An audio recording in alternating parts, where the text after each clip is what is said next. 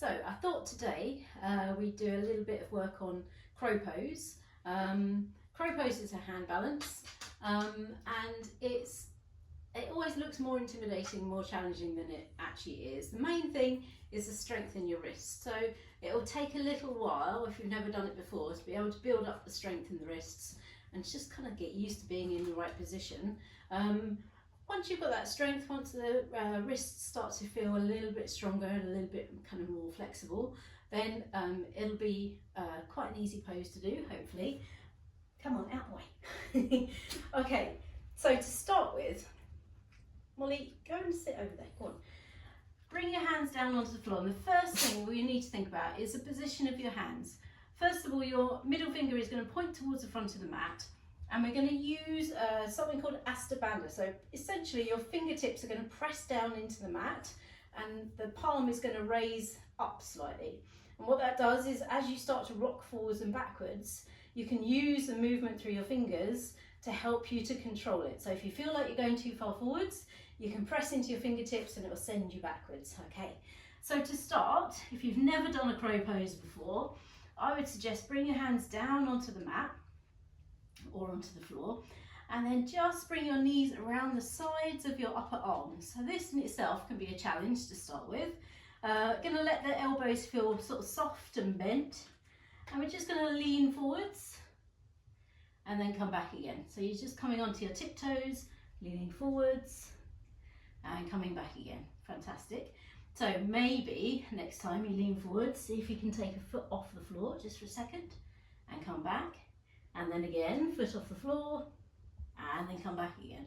Okay, so just get used to that feeling first of all. In order to get both feet off the floor at the same time, you've got to lean a little further forwards. And that can be quite scary to start with. So I would suggest, firstly, find something squishy that you're not, scared to land on. So let's bring something squishy in front of you, bring your hands down. If you've got a carpet floor, in your bedroom or something, do it in there to start with, just while you get used to kind of balancing, okay? So we're going to just allow yourself to come forwards. See if you can take both feet off the floor. Miles, go and lay down. Come on. Here we go. Keep leaning forwards. Take your feet off the floor for a second, and then come back down again. So all that's going to happen if you go over is your face is going to land square into your block or into your, like that, okay? It's not a big deal, it's fine, okay? So once you get used to that feeling, you might feel as though you can go a little further forward and start to pick up the feet and perhaps hold it there. And that's fine, okay? And you will spend quite a little while working on that and kind of gaining the strength and gaining the flexibility as well, I guess. So from there, the next stage is to move your arms, or move your knees onto the back of your arms. So we're here to start with, fantastic, but we want to bring the knees onto the back of the elbows eventually. So from there, you're a little higher off the ground. And it's the same thing, you just lean further forward, see if you can take a toe off the floor, maybe 2 toes off the floor. Just 1, 2, get used to the feeling, maybe both.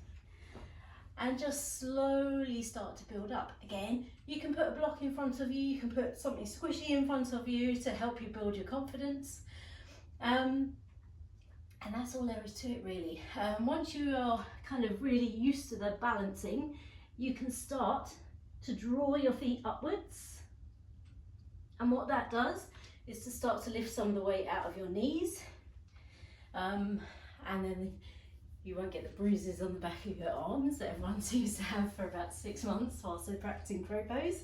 But that's it really, it's just a matter of practice. Other things that I have seen people do that can help, sometimes if you practice facing away from a wall, you have to kind of, judge it quite carefully. You can put your feet onto the wall and hold yourself there and get used to it that way. I've seen other people who use like a stack of blocks and they just rest their forehead onto the blocks to make themselves go a little further forward than they really feel they want to, and that's normally the point where their feet will come off the floor. So there's lots of different things that you can do to help yourself, but I would suggest, first things first, have a squishy floor, a rug, your carpet, something, loads of pillows and everything around you, so that if you fall over, you're not going to hurt yourself. I think that's the main fear, is the fact that, you know, you're scared that you're going to fall over and face plant, and you know, at some point you may well do that, and it doesn't hurt, it's fine. Yeah, just get used to that feeling. So hands down, use that Astabandha, that grip of your fingertips, knees into the back of your elbows eventually, and just keep leaning forwards until the feet feel like they can just lift off the floor.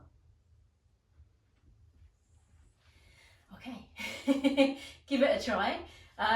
It does take a little while. If you've never done crow pose before, you know, some people can just fly into it. If you've got a lot of upper body strength, you might just kind of fly into it. But for most people, it generally takes probably six lessons before the feet start to come off the floor. And you know, it probably take you a little while to really master it. So just work with it, have fun, enjoy it, and yeah, good luck. Okay, take care.